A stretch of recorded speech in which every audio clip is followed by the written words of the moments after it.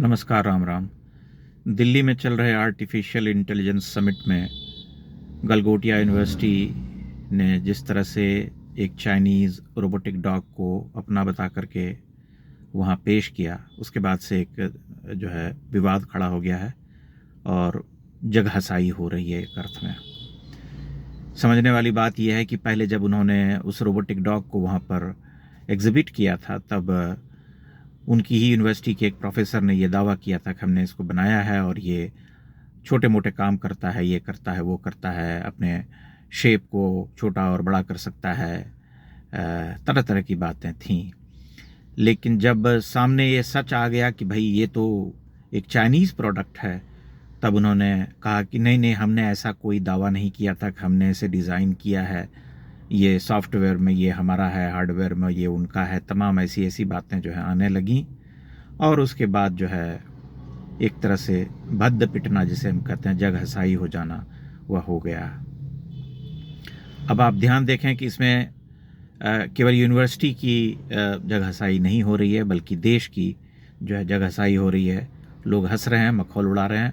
और भारत में एक ऐसा समुदाय तो होता ही है जो इसमें आनंद लेता है। ध्यान देने वाली बात यह है कि मीडिया जो वहाँ पर कवर करने गया है, उसका भी ध्यान केवल ऐसे स्टॉल्स पर ही जाता है जहाँ से कुछ माल मसाला मिल सके। कुकुर बिलार बनाने वाले आर्टिफिशियल इंटेलिजेंस के नाम पर वहाँ चले गए और वहाँ पर जो है उन्होंने उसको कवर किया, और कवर करने के बाद जो है इसे प्रकाशित कर दिया कि ये देखिए, सामने सच आ गया कि ये चाइनीज़ माल है। और उसके बाद जो है सब हंस रहे हैं। लेकिन सच ये भी है क्षमा कीजिएगा, कि जो आर्टिफिशियल इंटेलिजेंस समिट हो रहा है उसमें भारत के अनेक इंस्टीट्यूट के छात्र पहुंचे हुए हैं और वे सब कुछ गंभीर काम करके वहां एग्जिबिट करना चाहते हैं। लेकिन उसको कोई ध्यान नहीं दे रहा है। उसे प्रकाश में लाने का काम मीडिया नहीं करेगा, क्योंकि मीडिया का अपना एक तरीका होता है काम करने का। उसको ऐसी नाटकीय घटनाओं में बड़ा आनंद आता है। आपने उनका चरित्र देखा होगा, मुझे कुछ बताने की आवश्यकता नहीं है।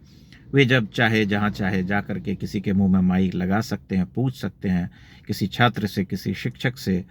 और ज्ञान के सागर होते हैं वे, चूँकि इसलिए उनको कुछ भी अधिकार होता है पूछने का, प्रश्न करने का, हंसने का। लेकिन सच तो यही है कि जब भारत में अच्छे अच्छे इंस्टीट्यूट्स वहाँ पर गए होंगे प्रतिभागी के रूप में, चाहे वो आईटीज़ हों या अन्य इंस्टीट्यूट हों, तो वहाँ पर जो कार्य हो रहे हैं उन सब कार्यों को भी दिखलाने का दायित्व मीडिया का ही था, जिस दायित्व को उन्होंने निभाया नहीं। तीसरी सबसे बड़ी बात यह है कि भारत में R&D के नाम पर जो है बहुत बड़ा एक तरह से कहते हैं घोटाला होता रहता है।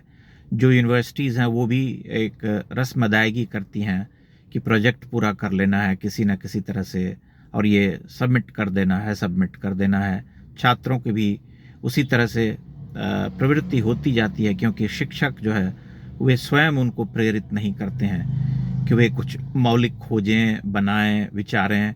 इसलिए ये फंडिंग हो जाती है, सरकार की तरफ से फंड दे दिया जाता है, लेकिन गंभीरता से शोध करने की जो प्रवृत्ति होती है वह प्रवृत्ति नहीं होती है, वह पनपाई ही नहीं जा सकी है।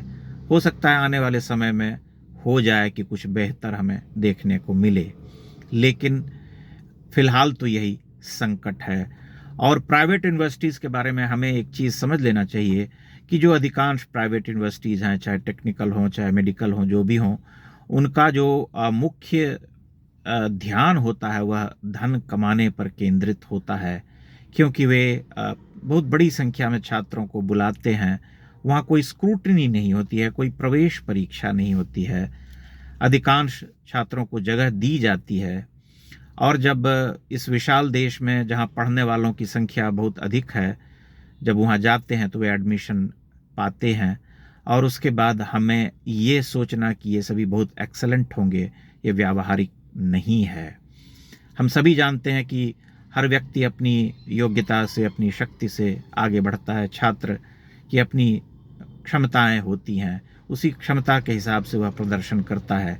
लेकिन जिस तरह से इस मामले में उस ओरियन रोबोटिक डॉग को प्रस्तुत करके भारत का मखौल उड़ाया गया और चाइनीज़ मीडिया भी लगातार वहाँ पर कवर कर रहा है और ये कह रहा है कि देखो हमारे प्रोडक्ट को अपना बना करके, अपना बता करके पेश कर दिया। उससे केवल देश का सिर झुकता है। इसलिए प्राइवेट यूनिवर्सिटीज़ को भले ही धन कमाने का हो कि भाई हम बहुत पैसा कमाना चाहते हैं, आप कमाइए, लेकिन कम से कम ऐसा तो सोचना चाहिए कि जब हम किसी समिट में जाते हैं जहाँ पर कि गंभीर विमर्श होने वाला है या गंभीरता से ऐसे प्रोडक्ट्स को एग्जिबिट किया जाना है, तब हमें यह सोचना चाहिए कि हमारे वैसा करने से किसका नुकसान होगा, क्या देश का हित नहीं होगा। हम सभी जानते हैं कि आर्टिफिशियल इंटेलिजेंस में या टेक्नोलॉजी के क्षेत्र में भारत कोई बुद्धू देश नहीं है। यहाँ के छात्र देश भर, दुनिया भर में जा कर के नाम रोशन कर रहे हैं, काम कर रहे हैं, बहुत अच्छा काम कर रहे हैं। तो वह यूं ही नहीं है, उसके पीछे कोई आधार है। इसलिए जब ऐसी घटनाएं होती हैं तब देश की बदनामी होती है और हम हंसते हैं। जैसा कि मैंने उस खबर को पढ़ते हुए देखा कि ट्विटर पे बहुत सारे लोग, चूँकि आजकल गाली देने में लोगों को बड़ा आत्मिक आनंद आता है, बड़ी तुष्टि प्राप्त होती है, इसलिए वे सरकार को गाली दे रहे हैं कि सरकार का फेवरेट यूनिवर्सिटी है, सरकार ने पोषित किया। जबकि सच ये है कि जब ये खबर सामने आई तो समिट से उन्हें बाहर जाने को कह दिया गया कि आप जाइए यहाँ से। ये उनका दायित्व था कि वे किस तरह से अपने प्रोडक्ट की नुमाइश कर रहे हैं, जो एग्जिबिट कर रहे हैं, जो क्लेम कर रहे हैं, जो दावा कर रहे हैं, उसमें कितनी सच्चाई है। लेकिन यहाँ नैतिकता जो होती है वह अपनी नहीं होती है, हमेशा वह दूसरों की होती है। हमेशा ये हम एक्सपेक्ट करना चाहते हैं कि अच्छा तुम क्या कर रहे हो, मैं क्या कर रहा हूँ, ये महत्वपूर्ण नहीं होता है। ये घटना जो हुई है इसके बारे में मंथन किया जाना चाहिए। इस देश में लोगों को विचार करना चाहिए कि ऐसा क्यों होता है कि इतने बड़े समिट में जाकर के कोई प्राइवेट यूनिवर्सिटी या कोई भी यूनिवर्सिटी हो इस तरह का दावा करता है और उसके बाद लीपापोती में जुट जाता है कि हमने ऐसा नहीं कहा था, हमारे कहने का मतलब ये निकाल लिया गया। अब ये कोई राजनीतिक बयान तो था नहीं, किसी प्रवक्ता के द्वारा की गई कोई टिप्पणी तो थी नहीं कि हमने ये कहा, आपने इसका अर्थ ये निकाला। ये तो सीधी सीधी नुमाइश थी।